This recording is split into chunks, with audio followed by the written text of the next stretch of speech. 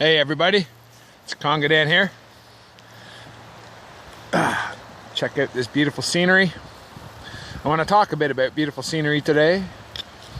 I want to talk about carbon footprints, carbon emissions, polluting our world, polluting our environment, reducing our use of chlorofluorocarbons, reducing our use of fossil fuels. Go solar, everyone, go solar.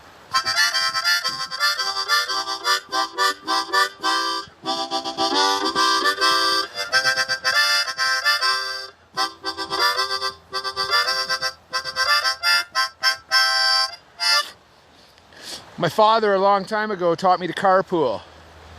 Taught me to find other people going in the same direction and travel with them. Great idea, I must say. Reduces our carbon footprint. Instead of 5 vehicles running down the 401, that's in Canada, in Ontario, or down the interstate, or down any highway, anywhere on the world, 1, much better. Ride a bike. I know I've said before I'm legally blind. I ride a bicycle. I can only see peripherally, but I scan like a Cylon from Battlestar Galactica and look from side to side constantly so I can interpret everything. Carbon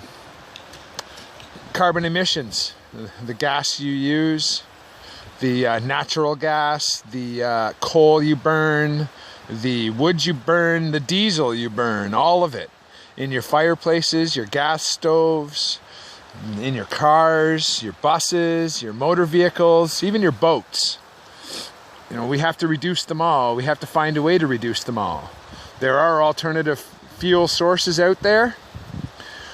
We don't need to rely on hydroelectric power, or electricity to run many of our appliances. A simple battery hooked up to some solar panels can run some of them without costing you a penny after the initial expenditure.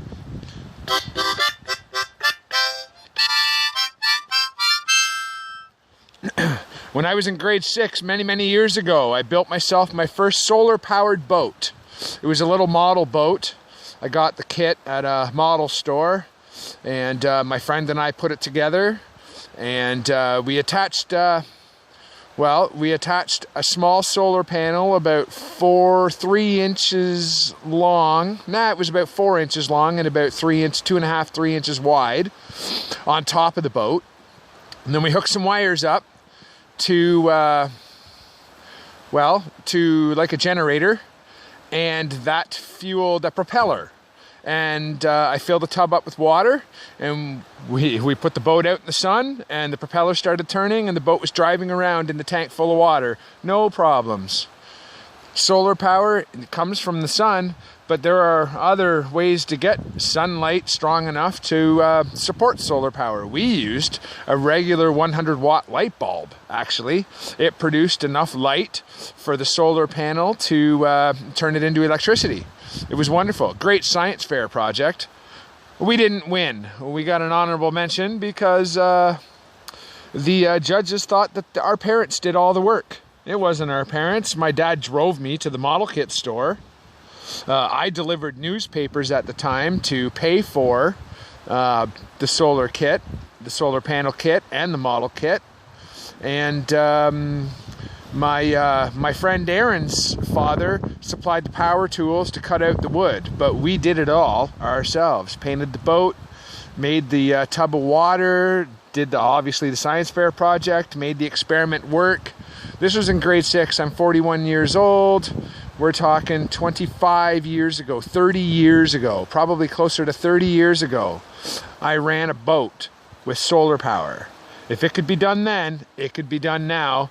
And with modern technology's increases, it could be done much more efficiently and to a much greater extent. Running your stove at supper time off of a battery filled with solar power would be just amazing. Just imagine. No more hydro costs, no more Viridian, no more Ontario One, no more hydro wherever you are. Apparently, in 2017, almost 90% of Europe's energy use is on renewable power sources, not non-renewable power sources. That means they're not mining for coal anymore to run their factories. They're not mining for diesel anymore. They are finding alternative power sources.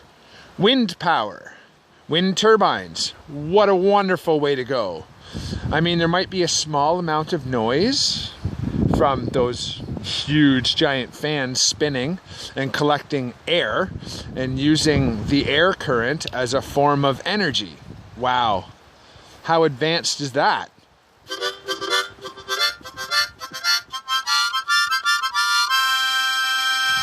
Apparently there are countries, obviously, there are countries like Sweden, Denmark, that have been doing this for many, many years. You've seen the windmills, the old-fashioned windmills. You know, hydroelectric power, it's another efficient source. You take that nice, beautiful river down there. I don't know if you can see it or not, but it's down there. You take that river down there, and you hook up some generators to it and some turbines inside the water that spin slowly as the water rushes by. And the more the cylinders spin, the more electricity is created. Free energy, yet again. You know, insulate your homes, plasticize your windows, caulk around your doors, that sort of thing. Reduce the amount of energy you need to keep your place warm in these cold Canadian winters. I know it's not always efficient. If you have a landlord who won't do that work, you have to take the money out of pocket, but I'll tell you, it's a hell of a lot better than running space heaters from electricity to keep yourself warm. Our carbon footprint, like I said, I ride a bicycle, cycling around town, I walk, run, jog, stroll through the woods. That's to calm down and relax. And stroll through the woods as well to find my center, find peace. And you know, there's very, very rarely anybody down here. So if I want to go hide and talk to myself, I can do it right here.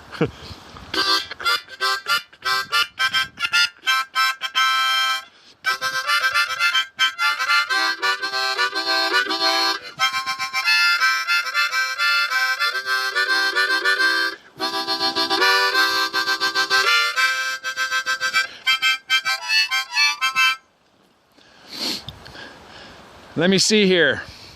What else do we have? Throw your garbage in a wastebasket. Don't throw it down there like that guy. I see some beer cans down there. See a coffee cup down there. I hang on to mine, stick it in my pocket, make sure it's dry, and then when I see a recycle bin, I drop it in there. Reduce, reuse, recycle, the 3 R's. Us children, our children, and even as far back as when I was in school, we were learning that. If you could reuse it, reuse it. If you could reduce it, reduce it. Hello. Hi. Very rarely do we see people down here.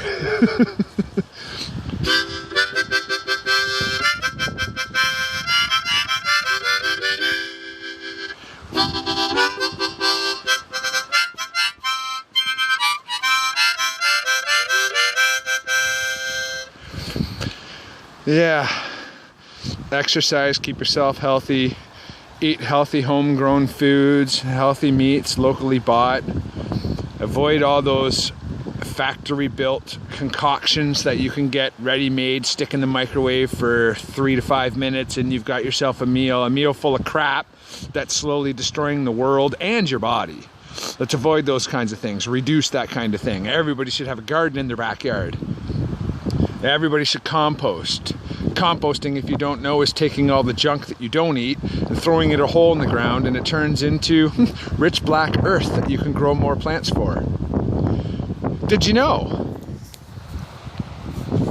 Here I am. Did you know that there are many different foods that you only have to buy once, such as carrots and broccoli, cauliflower, radishes.